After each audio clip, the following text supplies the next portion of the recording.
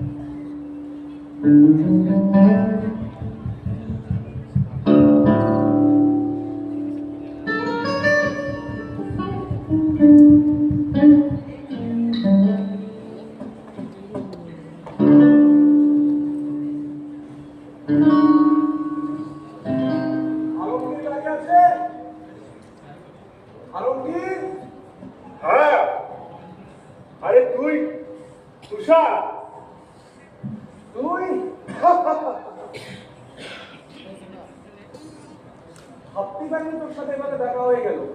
তবে তোর সাথে ফোনে আমি সে বাঁকা আলমগীর, এখন প্রমোটার আলমগীর।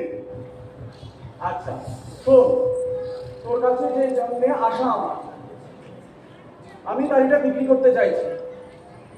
বুঝতেই তো পারছিস, একার সংসার, তার মধ্যে বাড়ির ইএমআই, গাড়ির ইএমআই, তার মধ্যে সংসারের খরচা, আমার পক্ষে টাকা সম্ভব হচ্ছে না। আর এর মধ্যে যদি কিছু টাকা পাই, তবে সেই টাকাগুলো আমি ফিক্স করতে পারবো, যেটা আমার ভবিষ্যতের জন্য খুব দরকারি হয়ে উঠবে। বুঝেছি, খুব খরচা, তাই না রে? আর আমি তো একা থাকি, আমার কোনো সংসার নেই, তাই এই ব্যাপারটি বুঝার আমার কোনো প্রয়োজন নেই। তবে আমি এতটুকু বলি, আমরা মানুষেরা না স্বার্থপর হতে দ্বিতীয়বার ভাবি না। তবে তোকে একটা কথা বলি, কাকিমার কথা কিছুদিন ভাবলি? ওদের নিয়ে তো ব্যস্ত হতে হবে না, আমি ওদের জন্য থাকার ব্যবস্থা করে এসেছি। ঠিক আছে, তোর বাড়ি বিক্রি কাজ হয়ে যাবে, তুই চিন্তা করবি না। কিন্তু কোথায় ব্যবস্থা করেছিস? সে করেছি, ভালো জায়গা। বুঝেছি, বৃদ্ধাশ্রম। তাই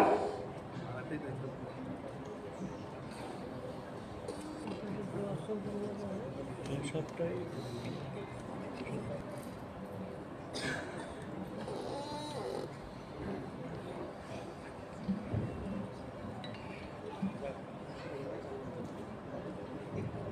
তুমি আমাকে আগে বললে না কেন কথাটা, যে তুষার গাড়ি বিক্রি করার জন্য আসছে? তোমাকে আগে বলিনি? তুমি তো সবসময় ছেলের জন্য আশায় বসে থাকো। আমাকে যদি পায়ের লাভ হতো, তাহলে তো আমি কিছু জানতে পারতাম না। পায়েরটা যা করে না,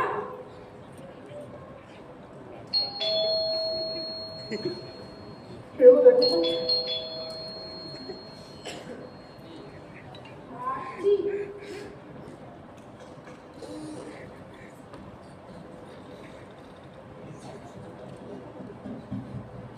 তোরা এলি আর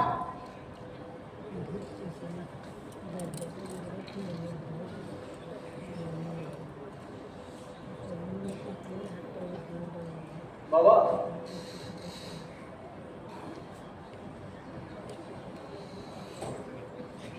মা,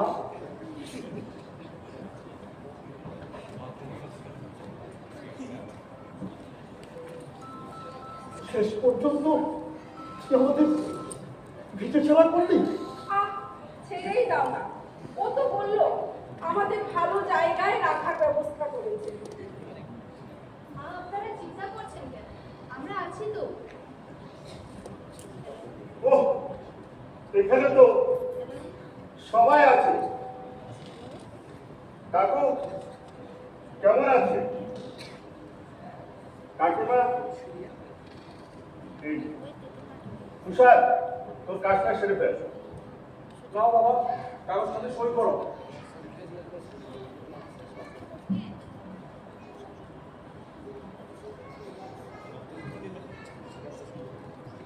আমি 2 মিনিট সময় দিচ্ছি।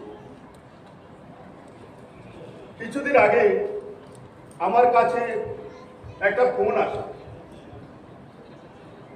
কাকিমার ফোন। কাকিমা ফোন করে বলে তুষার নাকি বাড়িটা বিক্রি করতে চায়।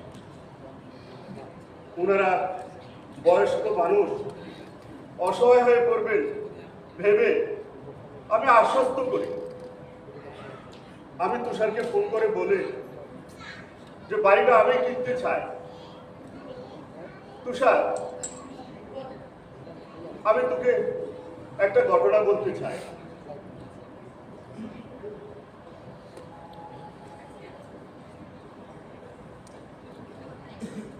আমার বাবা আর কাকু ছোটবেলার বন্ধু ছিল। একদিন কাকু অফিস থেকে বাড়ি ফেরার পথে দেখতে পায় রাস্তার পাশে একটা অসহায় শিশু কাঁদছে। দেখে মায়া হয়। ওর বাবা মার কথা জিজ্ঞেস করে, কিন্তু কিছুই বলতে পারে না।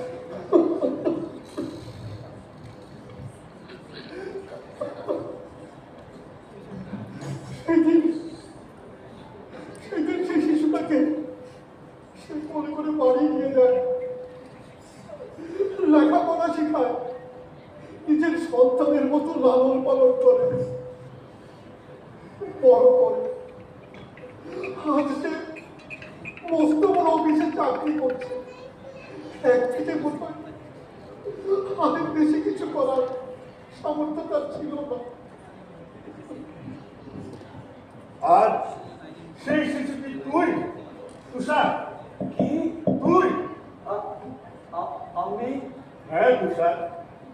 মানে বাবা মা এতদিন আমার জানায়নি কেন? ওনাদের প্রয়োজন হয়নি। যারা তোকে ছোটবেলা থেকে কুলে পিঠে করে মানুষ করে তুলেছিল, এত আদর যত্ন করেছিল, তারা আবার তোকে বলবে ভাবতে পারলি? বাবা মা আমায় ক্ষমা করে দিও, আমায় ক্ষমা করে দিও। ভুল হয়ে গেছে, আমায় ক্ষমা করে দিও মা। মা আমায় ক্ষমা করে দিও, মা আমায় ক্ষমা করে দিও। সব ভুল হয়ে গেছে, বুঝতে পারিনি, বুঝতে পারিনি, বুঝতে পারিনি। কাকু, কাকিমা, আপনাদের পরিবার সম্পূর্ণ হলো। আমি এখন আসি। চলে যাচ্ছে সাদামুড়ি। হ্যাঁ কাকিমা, আমি চলে যাচ্ছি। আমি আসি গো।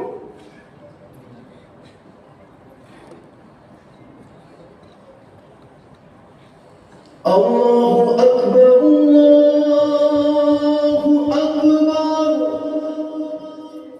الله أكبر الله أكبر أشهد